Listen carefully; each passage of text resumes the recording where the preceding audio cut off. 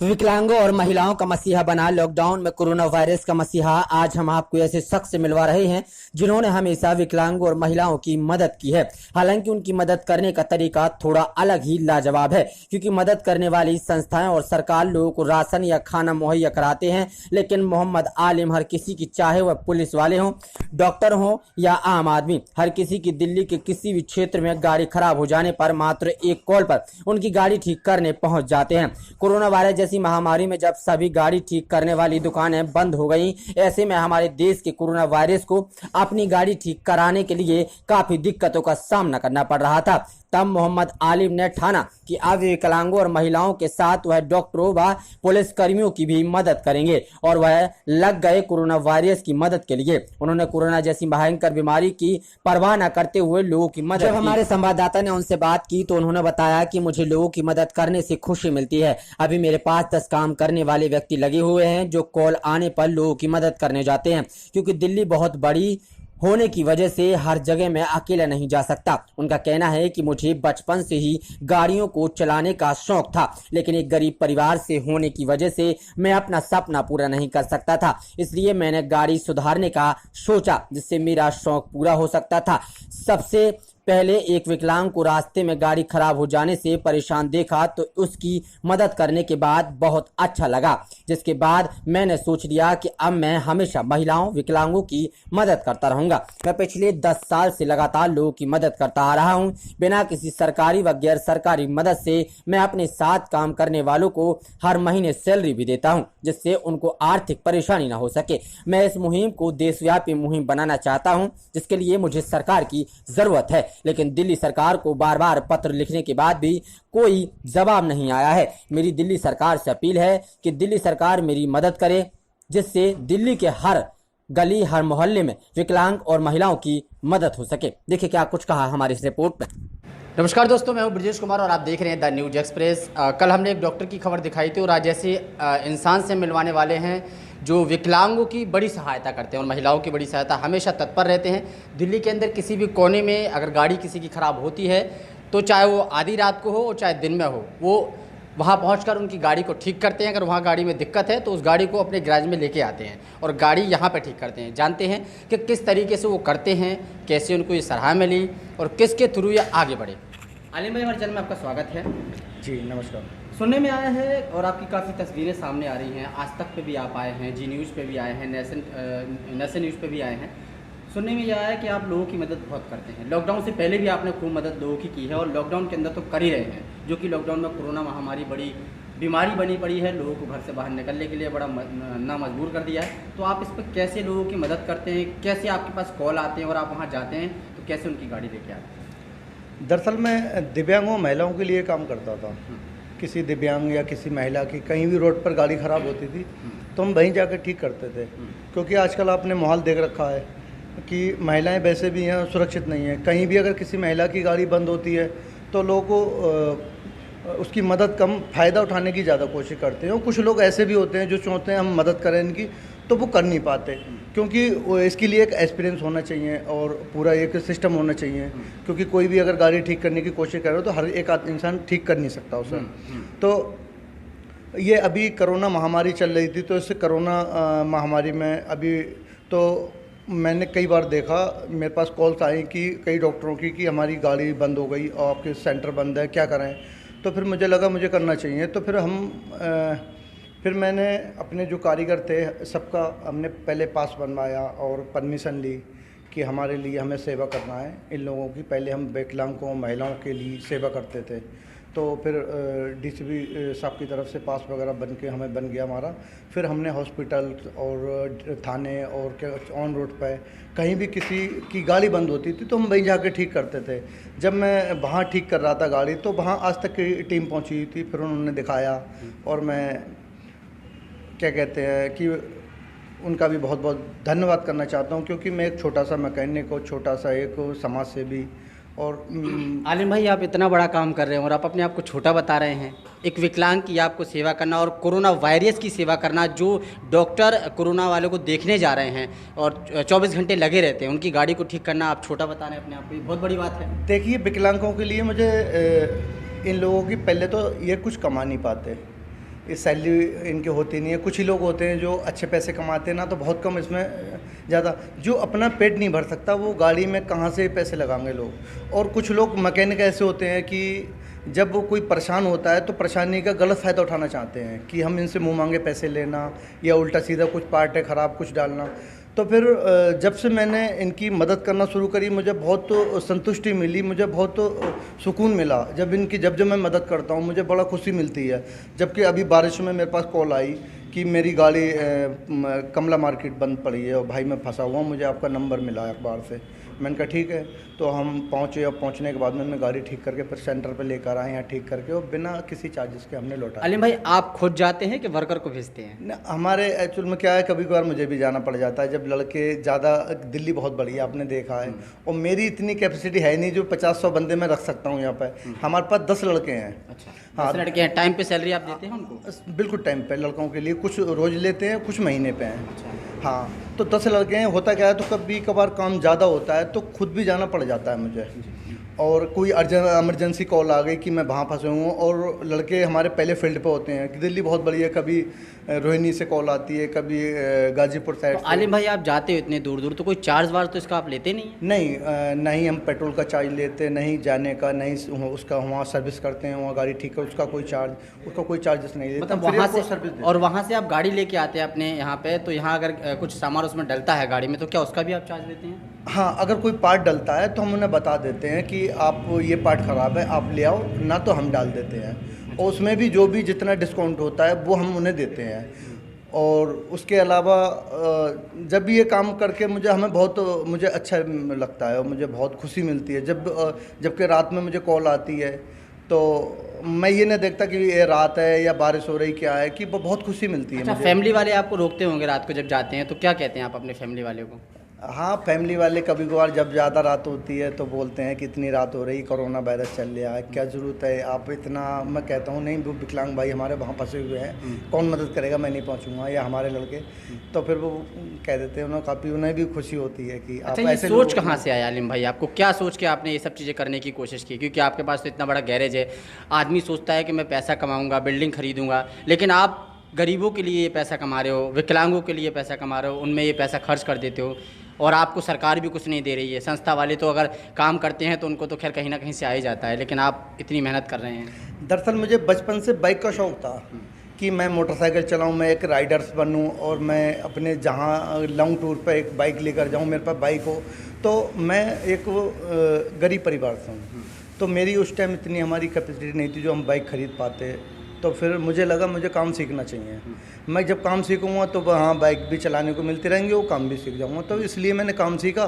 काम सीखने के बाद जब मैंने वर्कशॉप खोली, वर्कशॉप खोलने के लिए बाद जब मैं किसी काम से मुझे जाना पड़ जाता, तो मैंने पहली बार एक विकलांग व्यक्ति को देखा फंसे हुए।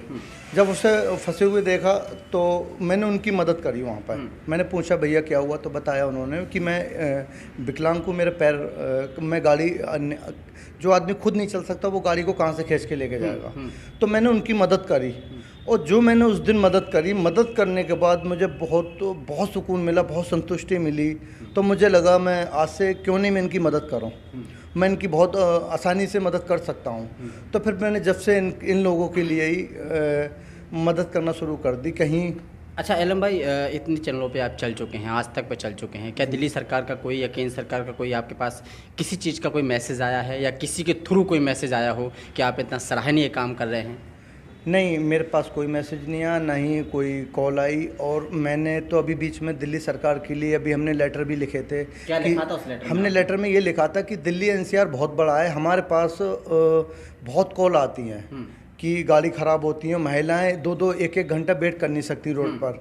आजकल माहौल आपने देख रखा है, क्योंकि जो आदमी होते, जो आप जैसे इंसान होते हैं, वो डरते हैं रात में दिन में रोड पर खड़े हुए थे निकलते हुए, तो महिलाएं कहाँ से।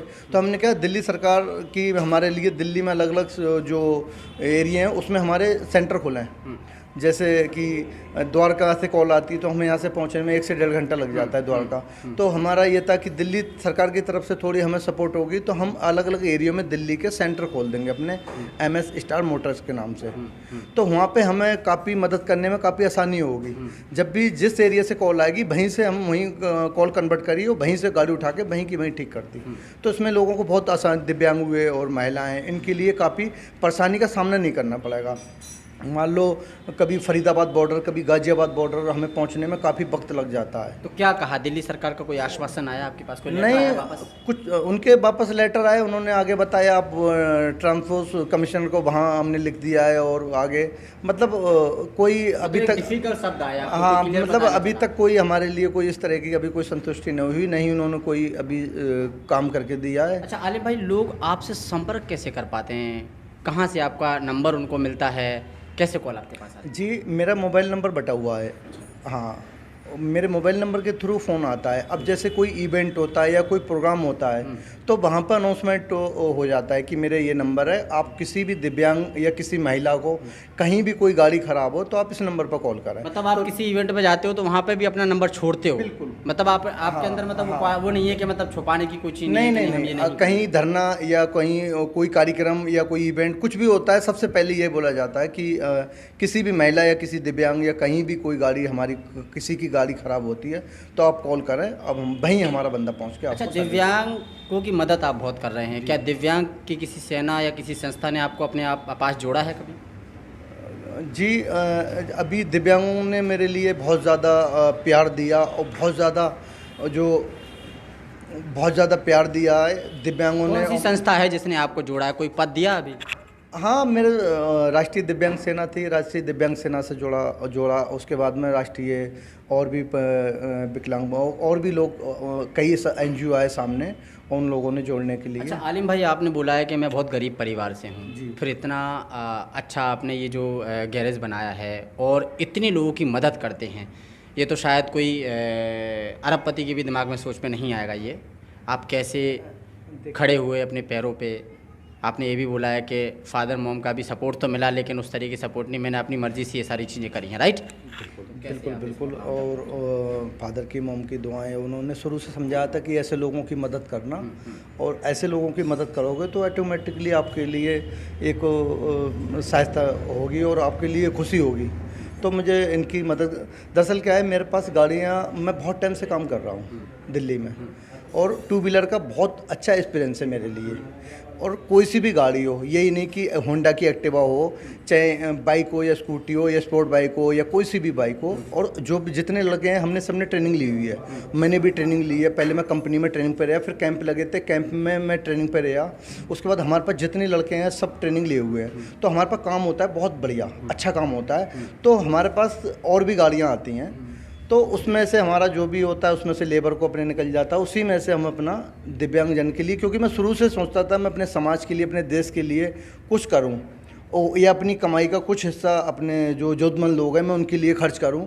तो इतनी मेरी हैसियत थी नहीं मैं कर पाता, लेकिन मुझे लगा कि मुझे ये अच्छा बेहतर रहेगा, मैं ऐसे लोगों की मदद कर सकता हूँ। आलिम भाई, एक बार और आप अपना नंबर छोड़ सकते हैं क्या? क्योंकि आपको दिल्ली वाले लोग देखेंगे और बाहर वाले भी लोग देखेंगे तो शायद आपके बारे में सोचेंगे, दिल्ली में कोई रहने आ रहा है, शायद किसी की गाड़ी ख़राब हो जाए तो शायद आपकी मदद की ज़रूरत पड़ेगी उनको। एक बार अपना नंबर हमारे चैनल पर छोड़ दीजिए। जी, मेरा नंबर है 9891861780, 98 91 86 17 80 मेरा मोबाइल नंबर है। किसी भी टाइम अगर कोई रोड पर फंसते हैं या कहीं ऑफिस कहीं भी कोई गाड़ी ख़राब होती है 2 व्हीलर में और कॉल आती है तो हम वहीं पहुँचते हैं। अच्छा आलिम भाई, एक बात और बताइए मेरे को, जिस तरीके से आप हेल्प कर रहे हैं, और भी संस्थाएं करती रहती हैं, किसी को खाना खिलाना, आपने लॉकडाउन में इतनी मदद करी है, तो आपका मतलब आपकी तरफ से क्या अपील रहेगी केंद्र सरकार को और दिल्ली सरकार को? क्या आप कहना चाहेंगे? क्या मैं दिल्ली सरकार से ये कहना चाहता हूँ कि ये जो काम हम बहुत आगे लेके जाना चाहते हैं। मेरा तो जैसे पूरे देश का वो था कि हर अपने देश में आपके चैनल के माध्यम से मेरा हर देश में सेंटर हो, हर ज़िले में। और अभी फ़िलहाल हम दिल्ली NCR चाहते हैं कि पूरे दिल्ली NCR में कोई भी महिला, कोई भी विकलांग परेशान ना हो, ताकि हम जल्दी से जल्दी उन्हें सेवाएं दे सकें। कोई भी अगर महिला रोड पर फंसती है और उन्हें धक्का लगाना पड़े स्कूटर में या किसी परेशानी का सामना करना पड़े तो बड़ा एक दुख की बात है। तो इसमें दिल्ली सरकार अगर हमें सपोर्ट करती है तो हम ज़्यादा से ज़्यादा बड़े लेवल पर हम काम ले जा सकते हैं। और कभी भी मैंने एक मदद करते वक्त ये नहीं सोचा कि ये हिंदू है या मुसलमान है, सिर्फ ये देखा ये इंसान है, कोई जातिवाद का कोई कुछ नहीं। और मैं सिर्फ और सिर्फ इंसानियत के लिए कर रहा हूँ ये काम।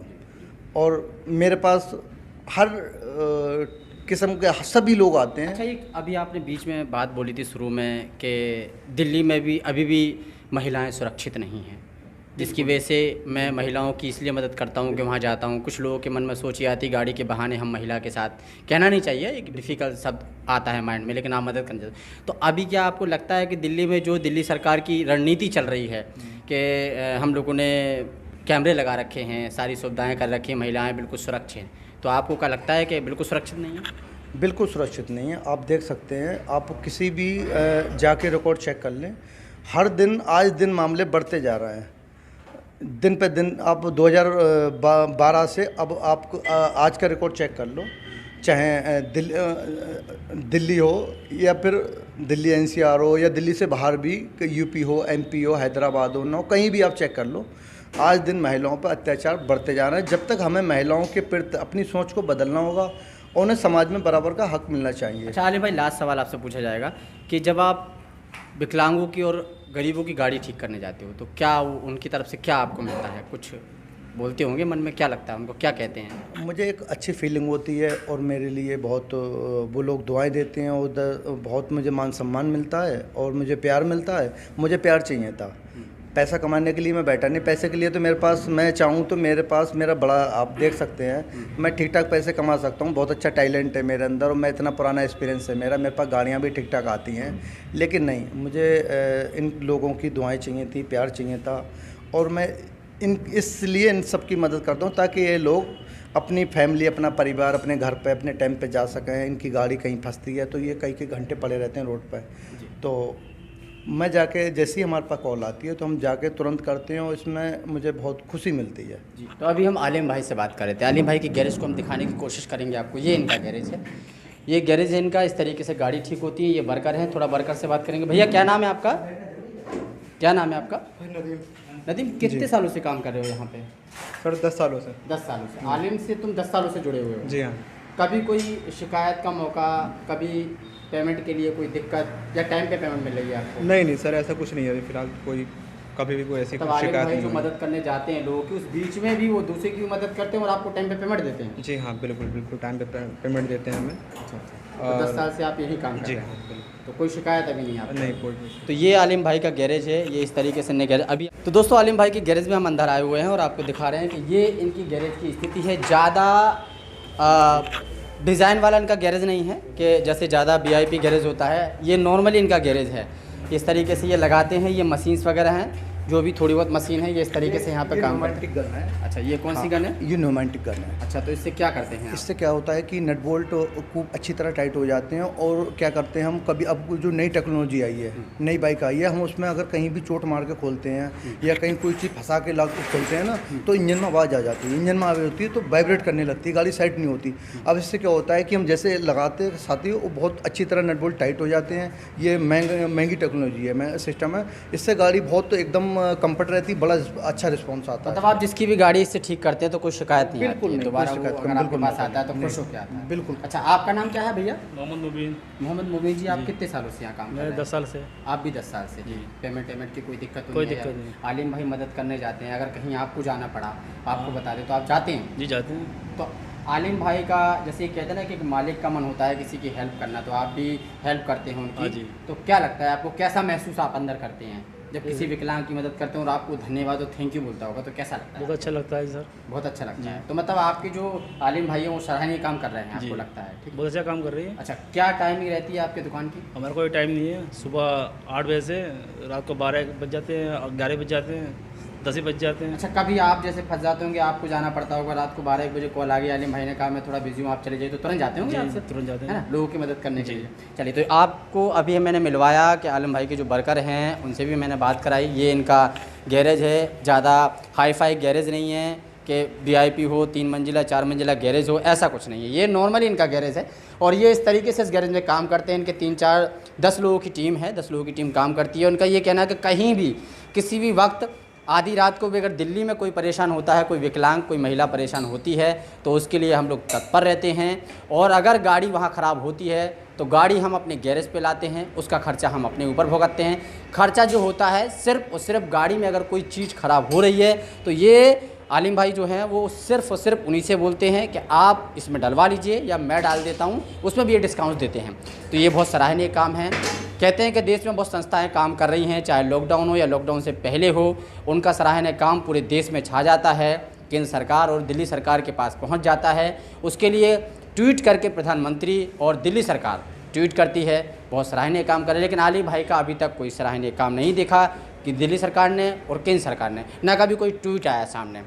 तो इसमें कहीं ना कहीं ये पता चलता है कि जो इंसान खुद अपनी आत्मनिर्भर से काम कर रहा है, जो कि देश के प्रधानमंत्री ने खुद बोला है कि आत्मनिर्भर बनो और आत्मनिर्भर से अपना काम करो, जो कि आत्मनिर्भर से ये आलिम भाई काम कर रहे हैं, लोगों की मदद कर रहे हैं। इनका ये भी कहना है कि दिल्ली के किसी भी कोने में किसी भी वक्त इन्हें ये भी कहा है कि दिल्ली सरकार को काफ़ी लेटर हम दे चुके हैं, लेकिन उस लेटर से हमें कोई फ़ायदा नहीं हुआ। इनने दिल्ली सरकार को सलाह भी दी है कि अगर इस तरीके से मेरे हिसाब से थोड़ा सा बहुत काम हो जाए तो शायद महिलाएं भी सुरक्षित हो जाएंगी, हर जगह स्टैंड भी बन। ऐसे लोग काफ़ी मुझे शाबाशी देते हैं। अभी तीसरा रिपोर्ट के एडवोकेट ने भी बोला था कि जो कोरोना वायरस ख़त्म हो जाए उसके बाद हम आपको वहाँ बुला के सम्मानित करेंगे। अच्छा, 10 और करकटमा कोर्ट के एडवोकेट भी मुझे बुला चुके हैं। उन्होंने भी मुझे काफ़ी काम की, मेरे सराहना की और काफ़ी मुझे हौसला दिया और कहा कि पूरा आपके साथ जितने हम एडवोकेट समाज है पूरा खड़ा हुआ आपके साथ। अच्छा, 10 साल में आप 10 साल से मदद आप कर रहे हैं, क्या 10 साल के बीच में कभी कोई नेता आपके पास टकराया है जिसकी गाड़ी ख़राब हो गई और आप सही करने गए हों?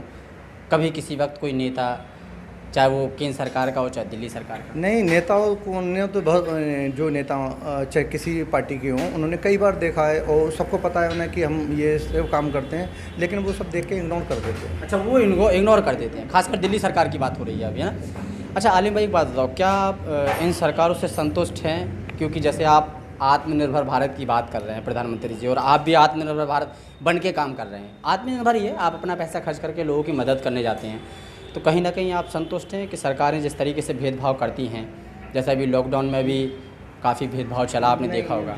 वो सब ठीक है, लेकिन मुझे तो ऐसा लगता नहीं। और अगर आप अच्छा काम करोगे जैसे हम काम करते हैं तो हमारे साथ में अभी तक तो किसी ने ऐसा कुछ भेदभाव किया नहीं है। क्योंकि जब भी कभी कोई, चाहे किसी भी पार्टी के हो, जैसे और प्रधानमंत्री ने हमारे एक मुहिम छेड़ी थी, बेटी बचाओ बेटी पढ़ाओ। अगर हम सब इसका समर्थन करें, अगर सपोर्ट करें तो ये काफ़ी कारगर साबित हो सकता है महिलाओं के लिए और जो बहनों के लिए।